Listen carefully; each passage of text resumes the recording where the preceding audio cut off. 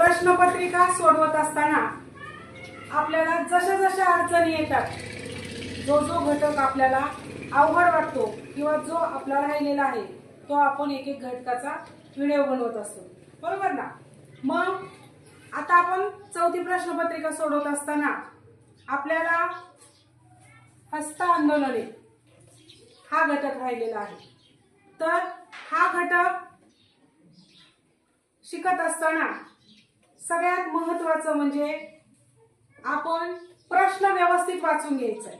या ठिकाणी पहा, एक प्रश्न दिलाय, क्रिकेटच्या एका संघातील खेळाडूंनी आपल्याच संघातील खेळाडूंशी प्रत्येकी एकदाच हस्तांदोलने केले तर किती हस्तांदोलने होतील?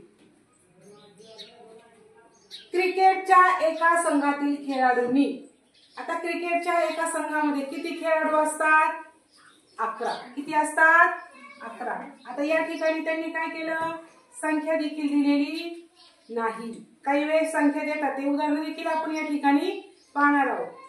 तर पहा, आता प्रत्येकी एकदाच हस्तांदोलन केले तर एकूण किती होतील? तर आपण त्यासाठी आपली एक ट्रिक आहे, त्या ट्रिकचा आपण या ठिकाणी त्या घटकावर आपण हे उदाहरण सोडवणार आहोत। तर पहा, 11 वजा 10, कारण त्याच्या पुढचा अंक काय करायचा आहे? वजा करायचा का? तर स्वतःला त्या ठिकाणी सोडून द्यायचे, बरोबर की नाही। आपण ज्यावेळेस रांगेतील स्थान शिकलो त्यावेळेस समसंख्या आल्यावर वजा 1 करतो की नाही? का करतो? कारण मधली संख्या काढण्यासाठी त्यामध्ये तो आकडा विषम संख्या असते, बरोबर। मग तसंच या ठिकाणी देखील हस्तांदोलन करताना स्वतःला वजा करायचं, म्हणजेच किती आले? 11 वजा 1 म्हणजे या ठिकाणी किती आले? 10 आले। किती आले? 10 आले।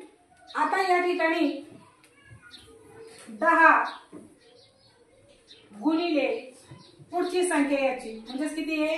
11/2 घ्यायची।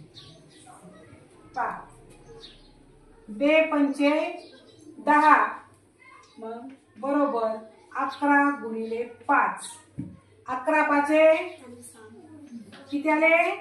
55। कितवा पर्याय आहे त्या ठिकाणी? 11 पाचे 55 दुसरा पर्याय आहे। लक्षात आलं?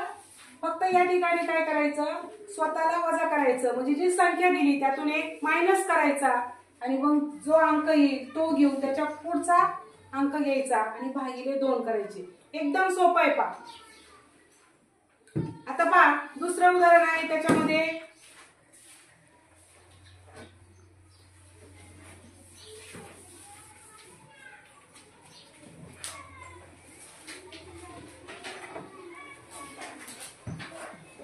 दुसरं उदाहरण, एका कार्यक्रमामध्ये, आता लिहिण्यात वेळ घालवत नाही कारण तुम्हाला ते कळतंय, तुम्ही तेवढे मोठे आहात, बरोबर ना। तर एका कार्यक्रमामध्ये 6 व्यक्तींनी प्रत्येकाची एकदा हस्तांदोलने केली तर किती हस्तांदोलने होती? म्हणजे किती होते कार्यक्रमामध्ये? एका ह्याच्यामध्ये 6 जण, किती होते? 6 जण। मग या ठिकाणी काय करायचंय आपल्याला? 6 मधून 1 मायनस करायचा आहे, किती राहिले? 5।